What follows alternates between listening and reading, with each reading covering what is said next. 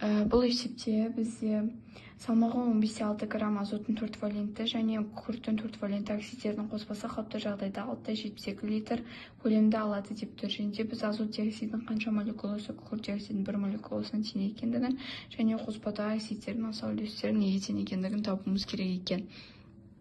Жалпы бізде масса қоспалы ол бізде 15,6 грамм беріп тұр, ал көлем қоспалы бізде 672 литр. Және де олардың екеуінің зат мөлшері яғни зат мөлшерлері тең болып келеді, себебі оның ішіндегі газдар бірдей мөлшерде болып келеді.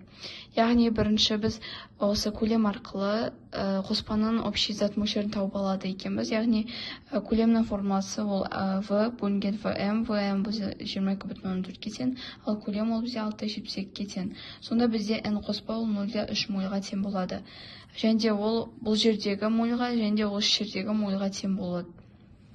Енді біз NO2-ні X деп алсақ, X моль деп алсақ, NSO2 күкірт диоксиді ол азот диоксидінен кем болмау керек, яғни 0,3 мольдан кем болмау керек.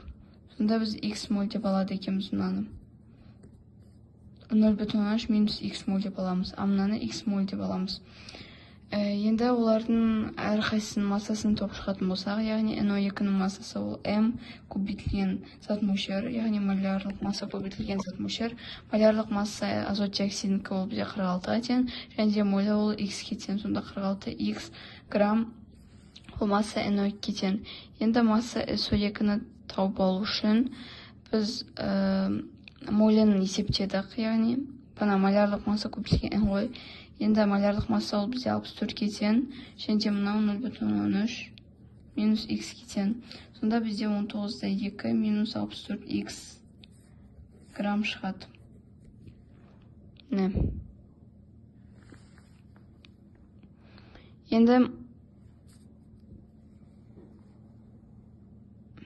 Енді масса қоспаға барлығын теңестіреміз.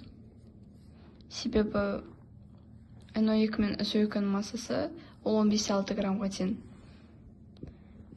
Масса NO2 және масса SO2-ден тұрады. Масса қоспа 15,6-ға тең, ал мыналар 46X NO2, ал масса SO2 ол бізде 19,2 минус 64X-ке тең. Сонда міне осы кішігірім теңдеу шығатын болса, онда минус 3,6. Минус 3,6 мен минус 18X-ке тең болады. Сонда X ол бізде 0,2 мольға тең. Яғни бана айтып кеткенде біз зат мөлшер NO2-ні X-ке теңестірдік, яғни біз X-ті таптық. Сонда бізде зат мөлшер азоттың диоксиді ол бізде 0,2 мольға тең болады. Ал сонда осы азоттың диоксидінің молі арқылы біз күкірттің диоксидінің молін таба алады екенбіз. Яғни барлығы бүйтіп алған болатын 0,3 минус X деп. Енді 0,3-тен X-ті таптық 0,2.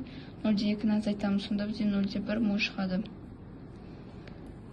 Және де бізде есептің берілгенде біз олардың қатынастарын табуымыз керекпіз, яғни молекулалардың қатынасы.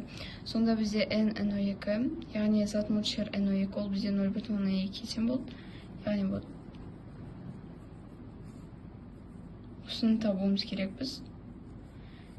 NO2 ол бізде 0,2 мольға тең болды, ал NSO2 ол бізде 0,1 мольға тең болды. Сонда барлығын қысқарып тастағанда 2-де 1 шығады. Сонда азот диоксидінің 2 молекуласы күкірт диоксидінің 1 молекуласына тең екен жауапты алады екенбіз. Және біз олардың массалық үлестерін табуымыз керекпіз, яғни 46-ның 0,2-ге көбейтеміз, себебі ол N зат мөлшері, мынау молярлық массасы. Оның барлығын 15,6-ға бөлеміз, 100-ге көбейтеміз. Сонда бізде 59% шығады.